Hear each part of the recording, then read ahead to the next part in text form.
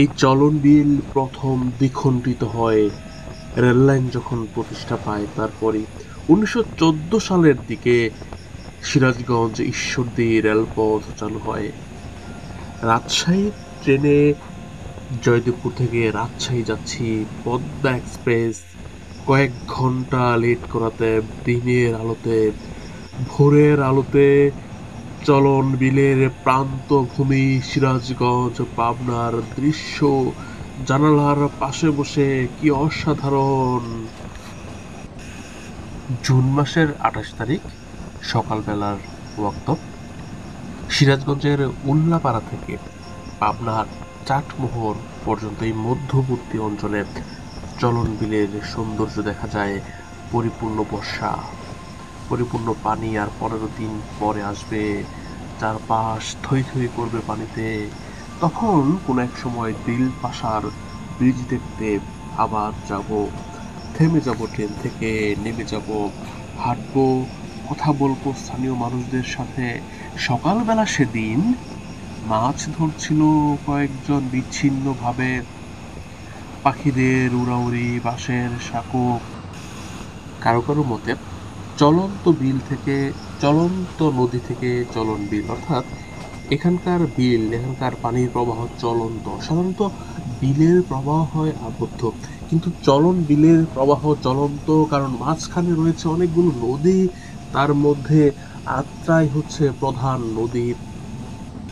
পূর্ব থেকে শুরু করলে সিরাজগঞ্জের উল্লাপাড়া, পাবনার ভাঙ্গুড়া, এরপর চাটমোহর হয়ে ঈশ্বরদীপ।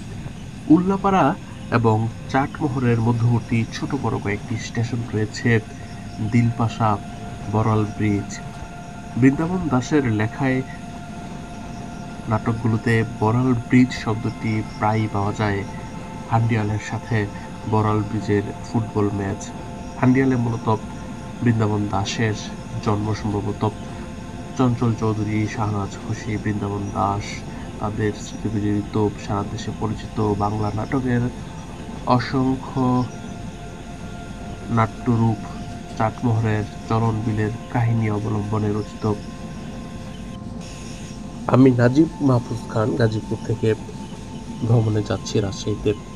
চলন বিলের সেই যে উত্তরের প্রান্তে নাটোরের সিংড়া থেকে শুরু করে এই দক্ষিণ প্রান্ত তথা পুরো চলন বিল বেল্টের সকল জনপদ, সকল ইউনিয়নে যাওয়ার আমার একটি স্বপ্ন আছে।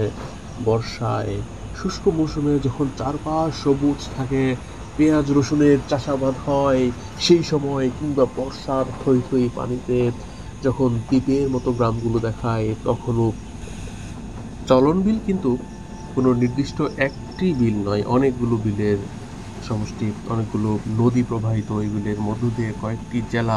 বর্তমানেও নাটোর, পাবনা এবং সিরাজগঞ্জ জুড়ে চলন বিলের ব্যাপ্তি রয়েছে। একদা কয়েকশো বছর আগে বগুড়া এবং রাজশাহীর কিছু অংশ চলন বিলের পরিধি বিস্তৃত ছিল। এই যে 2024 সালের বর্ষা শুরু হলো, প্রতিদিন বৃষ্টি হচ্ছে। এবছর সারা দেশ নিয়ে আমার কিছু পরিকল্পনা রয়েছে এই বর্ষাকালে, সেসব শেয়ার করছি। চলন বিল এবং কিশোরগঞ্জ অঞ্চলের দ্বীপ সদৃশ কিছু গ্রাম, হাওর অঞ্চলের বরিশালের ঝালকাঠির পেয়ারা বাগান, চট্টগ্রামের কিছু ঝর্ণা, এই দৃশ্যগুলো আপনাদের মাঝে আগামী 1-1.5 মাসের মধ্যেই আমি নাজিব মাহফুজ খান উপস্থাপনা করব। এই ভিডিওটির শেষ প্রান্তে চলে এসেছি। রাজশাহী ভ্রমণের বাকি ভিডিওগুলো দেখার আমন্ত্রণ, চাঁপাইনবাবগঞ্জের নওগাঁর ভিডিওগুলো দেখার আমন্ত্রণ। এটা কিন্তু দিলপাশার ব্রিজ, ভাইরাল সেতু, অনেকেই দেখেছেন। আমি আবার যাবো এই ব্রিজটি বিলের মধ্য থেকে দেখাতে।